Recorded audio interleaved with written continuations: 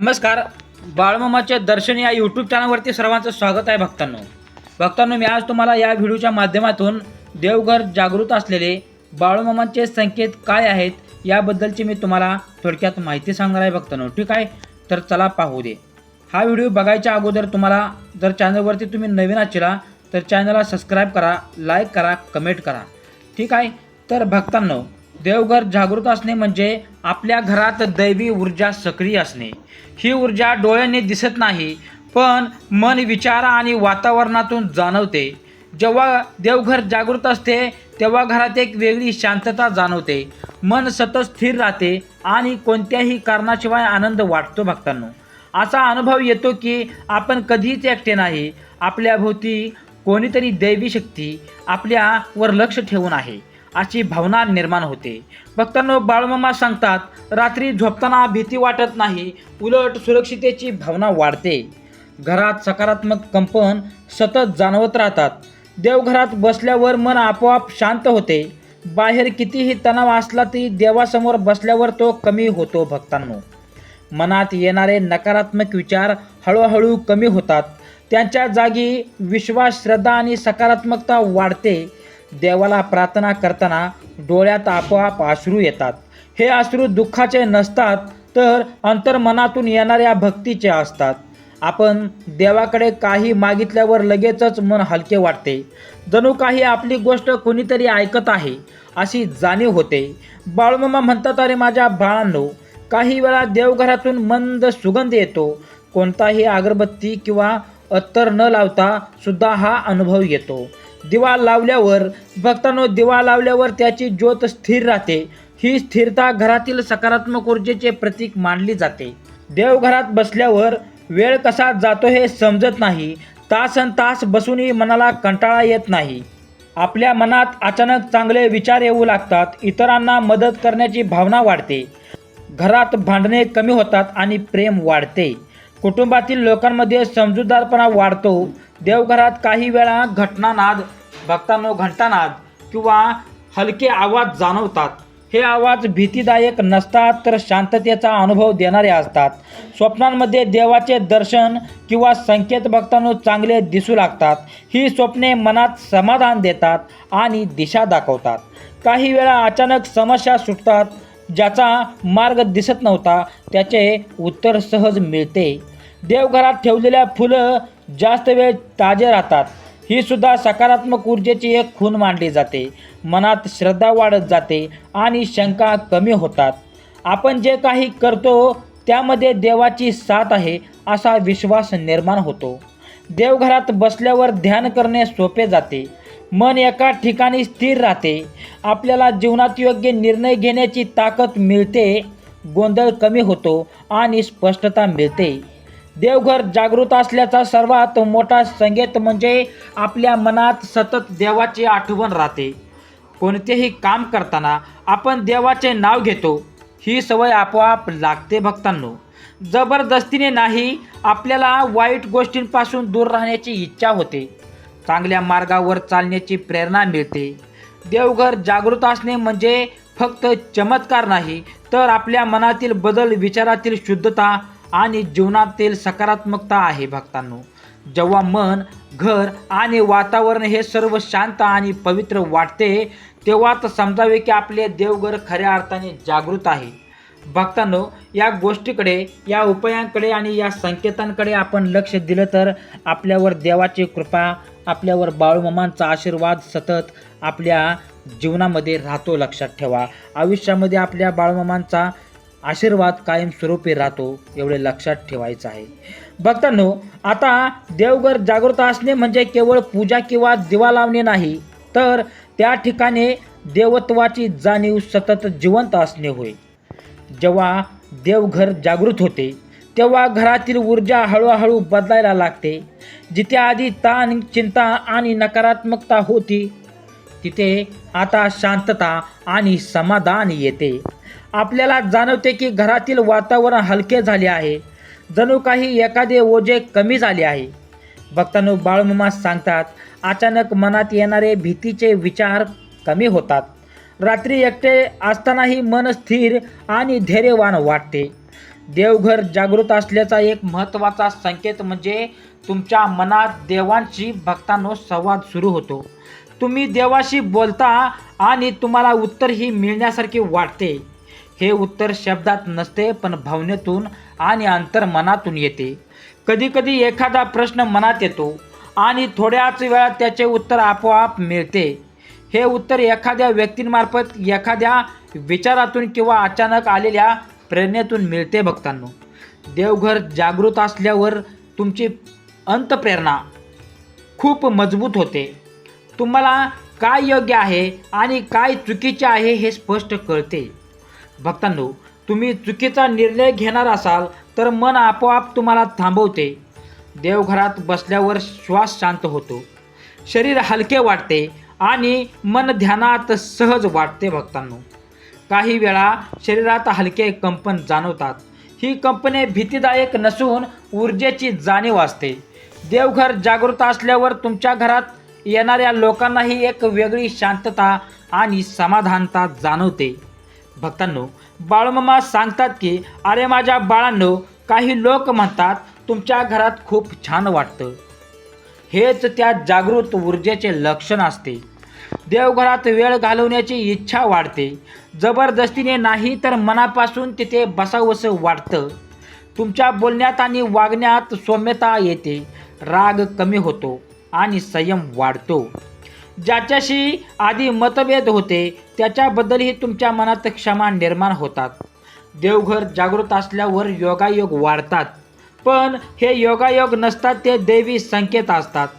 तुम्हाला योग्य वेळी योग्य व्यक्ती भेटते, योग्य मार्गदर्शन मिळते आणि योग्य संधी मिळते. काही वेळा तुम्ही देवाकडे काही मागता आणि ती गोष्ट अपेक्षापेक्षा वेगळ्या पण योग्य पद्धतीने पूर्ण होते. हे समजते की देव आपल्याला हवे ते नाही तर आपल्यासाठी योग्य ते देत आहे. बोला बाळूमामाच्या नावानं चांग भलं.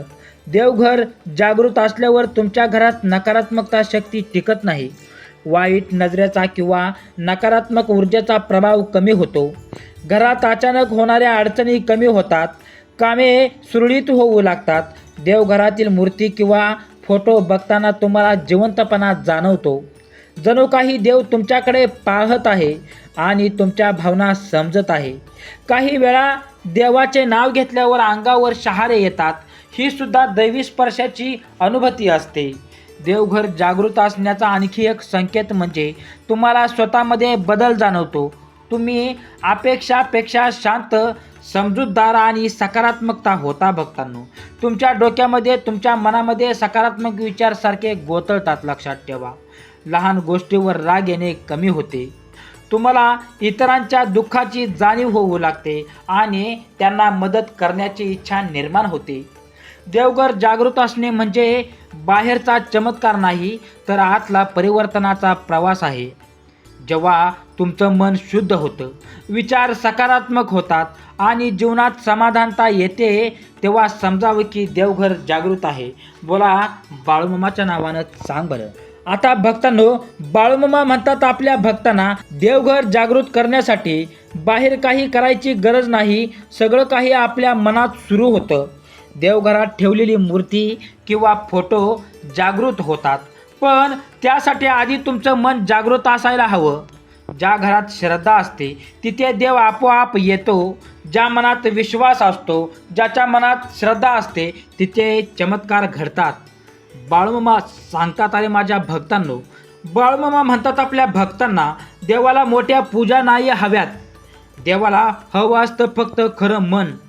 जर तुमचं मन स्वच्छ असेल तर छोटासा दिवा लावला तरी देव प्रसन्न होतो. देवघर जागृत असल्याचा पहिला संकेत म्हणजे तुम्हाला देवाशी बोलण्याची सवय लागते. तुम्ही देवाशी जसं मित्राशी बोलता तसं बोलायला लागता. भक्तांनो, तुमच्या मनातलं सगळं देवाला सांगता.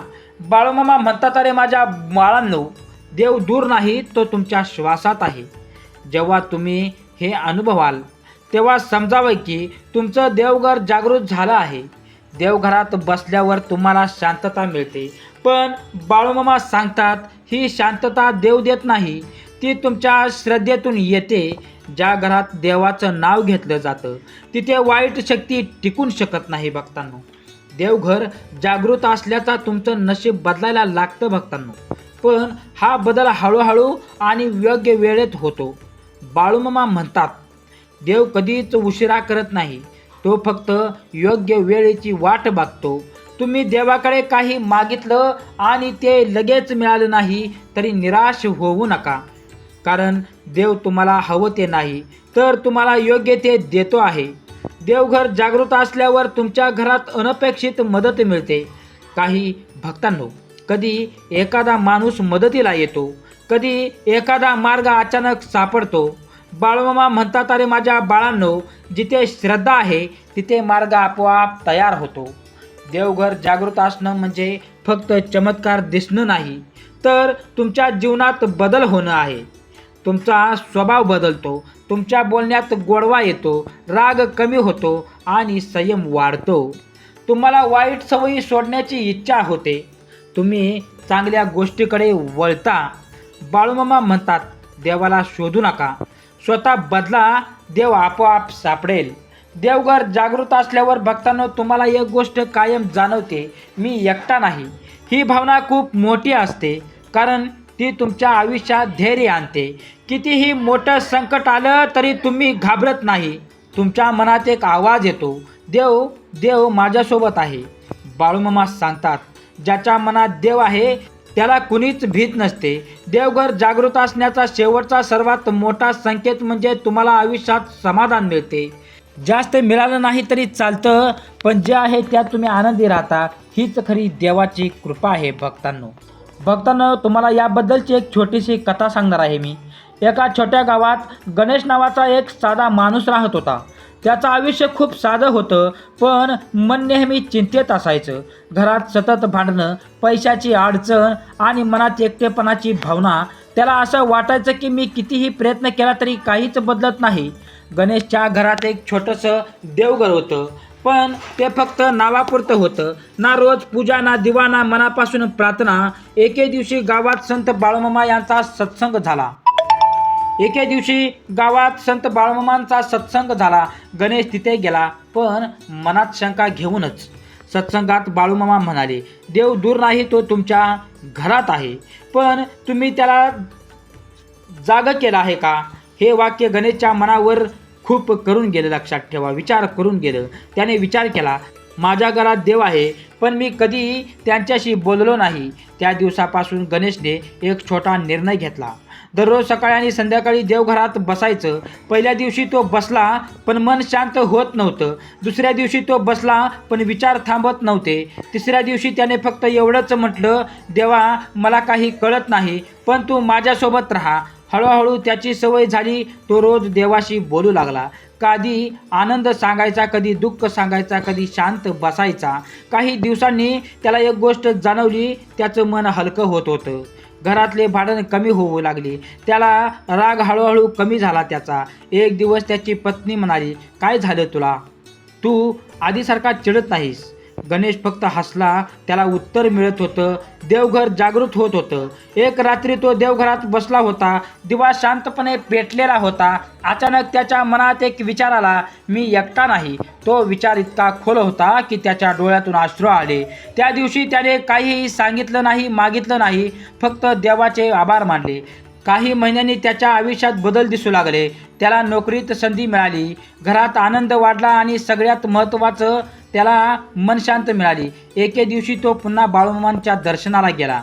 त्याने नम्रपणे विचारलं, मामा, माझ्या आयुष्यात इतका बदल कसा झाला?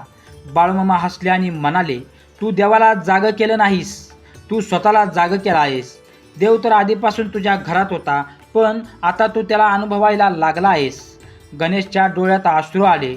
त्याला समजलं, देवघर जागृत असणं म्हणजे चमत्कार नाही, तर श्रद्धेचा प्रवास आहे. त्या दिवसापासून गणेश रोज देवघरात बसतो, पण आता काही मागत नाही. तो फक्त म्हणतो, देवा, तू आहेस एवढं पुरेसं आहे. भक्तांनो, ही कथा असे सांगते की देवघर जागृत करण्यासाठी मोठ्या पूजा लागत नाहीत, तर लागते ती फक्त श्रद्धा, विश्वास आणि मनापासूनची प्रार्थना. बोला बाळूमामाच्या नावानं चांगलं. भक्तांनो, हा माझा पूर्ण व्हिडिओ बघितल्याबद्दल तुम्हा सर्वांचे मी मनापासून आभार मानतो. बोला बाळूमामाच्या नावानं चांगलं.